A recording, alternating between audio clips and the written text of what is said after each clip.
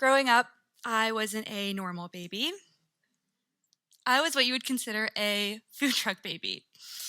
Basically, this means when I was roughly around the age of 2, my parents had started up their own food truck business. What's not shown in these pictures is just how many cheese fries I consumed. I learned at an early age you have to work extremely hard to get what you want out of life.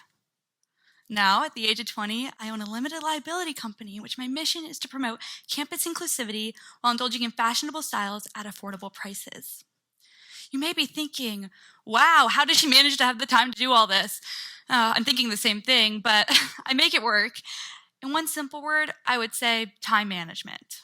And that's how I'm able to make my 9 a.m. classes and still be able to hang out with friends on the weekend. But this outside-the-box thinking and idea generation led me to new discoveries. For instance, if you've ever heard the phrase, if life gives you lemons, make lemonade, well, I took a very different approach to this optimistic saying. I saw this as an opportunity in which the lemon could provide much more than just this refreshing beverage, but an experience. And this experience is within holding your own lemonade stand, in which you have an hours of operation, you have to understand cash flow, and the rush hours of your community. Individual innovation is necessary in understanding the complexities of life. An average of 30% of startup owners are women, and not to disregard the fact that 1% of that startup rate's within my generational cohort, which is Generation Z. I broke some odds, and with that, I became an early adopter. And this is because I entered a niche market within the fashion and customized clothing industry, in which I offered fast accessibility and delivery rates. Although there had been initial innovators in other college campuses and communities, I would soon have my own competing markets trying to enter in as an early majority. So, how the heck did I do this? Yes, I became an early adopter and I entered a niche market, but there's much more to breaking the odds set against me than just those two things. So to that, I attribute 5 reasons why I continue to operate today, as well as 5 factors to consider when starting up small. Starting with my mentality. My mindset going into business was not driven by money. Trust me, I feel really, really good when I'm making a lot of it and really bad when I'm plateauing. But when you're consumed by profitability and hitting these large numbers, you lose that consumer insight you need within the relationship to lead you to success. Next, I needed a support system. And if you've ever taken a Business 101 course, you may have heard the term the 3 Fs, in which any friend, family, or fool became a very integral asset to me. And these were people who were able to guide me and shape me through blind areas I encountered through my process. Once I got the ball rolling, I needed to network. And no, this doesn't mean just adding someone on LinkedIn and considering them a connection, but rather walking into offices and emailing individuals in which could provide you opportunities that seem way out of your control. Another important aspect you have to remember is your character. So, who are you? After taking basically every personality test I could online, there was no denying my 89% extroversion qualities. A business has a voice and a culture surrounding it in which you make it. I was able to use these extroversion qualities to understand the differences between selling in person versus online. So, for instance, I started with a website, which the consumer came up to me with a demand, want, or need. But one day, I had the opportunity in which I could sell custom t-shirts at a concert. I didn't realize the beast I would have to tackle in order to go up to the consumer and say, hey, want to buy my t-shirt? In which you can get denied in a matter of seconds. I learned that day not to fear the consumer and the true differences between communicating in person rather than on a screen. It took courage, determination, and a leap of faith. Luckily, I was able to sell 6 out of 7 of the t-shirts I made that day, and that was because I had a wide grip within my consumer knowledge. So, for instance, because of the style and genre of music we were going to listen to at the concert, it only made sense to have tie-dye t-shirts. For my direct generation that I'm trying to market to, I realize everyone has really short attention spans, which need to be grasped really quickly. So I use bright colors, fast links, and quick videos to grab their attention, as well as utilizing the social media algorithms at your fingertips on media platforms. And such, you can do likes, comments, reposts, and shares to promote your content to new markets. And this is how I was able to capture the attention of over 1,000 people in less than a year. Although, if I had to do anything differently now, I definitely wouldn't have had such a tunnel vision target market in the get-go, because honestly, it diverges you from the initial new demographics you can hit within new markets. So, how the heck did I actually do this? Yeah, oh, thank you so much.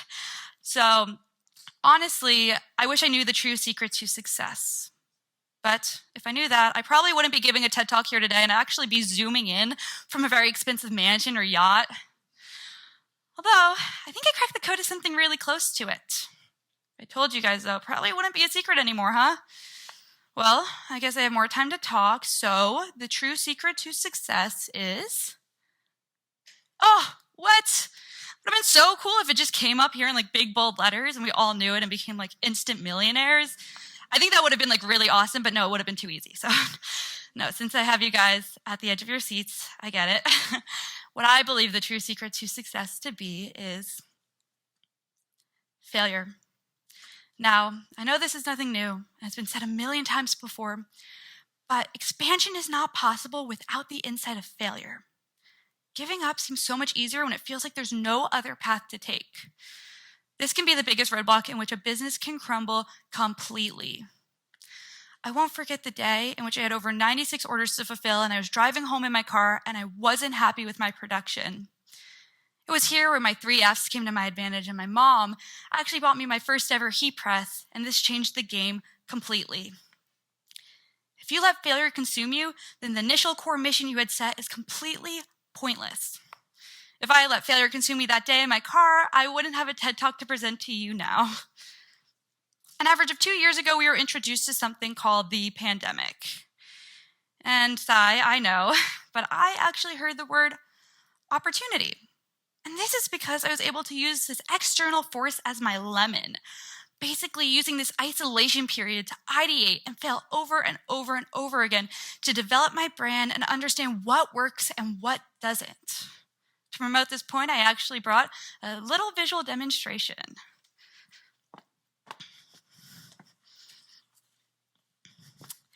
This sweatshirt has over 85 designs in it, in which one way or another, every single one of them was a mistake, an error, a flaw, something that put me down and realized something wasn't working.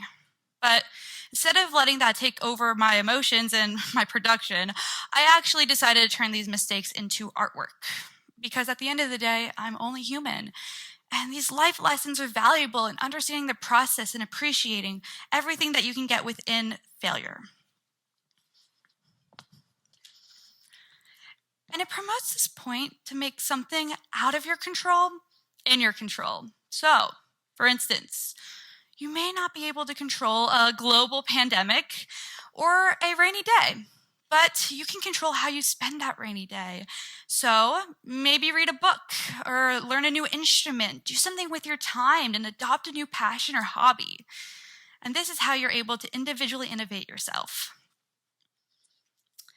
Now, as you guys may have noticed, my talk title today, which was Starting Up Small, I'm sure you were all expecting me to give a great long lecture on my short height of 5'3".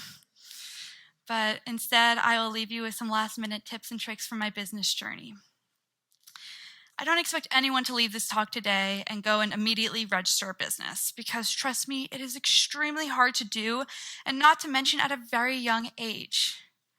But use this uncomfortable and scary world to your advantage. Try that hot sauce featured on Hot Ones. Go skydiving. Apply for that TED Talk. Go swim with dolphins. Do something with your time to develop your personal brand and individually innovate yourself.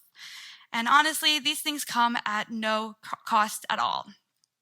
You know, I was walking into a Chinese restaurant the other day in which I got a fortune cookie that actually stated, "Wealth is not in making money, but in making the man who is making the money." And to that I say, understanding your strengths and personality are an important factor in planting this seed for innovation that doesn't cost you anything at all. You know, sometimes I walk down the hallway and people actually only refer to me as my business name rather than my actual name. And to that I say, Steve Jobs was probably only called the Apple guy in the early stages of his business too.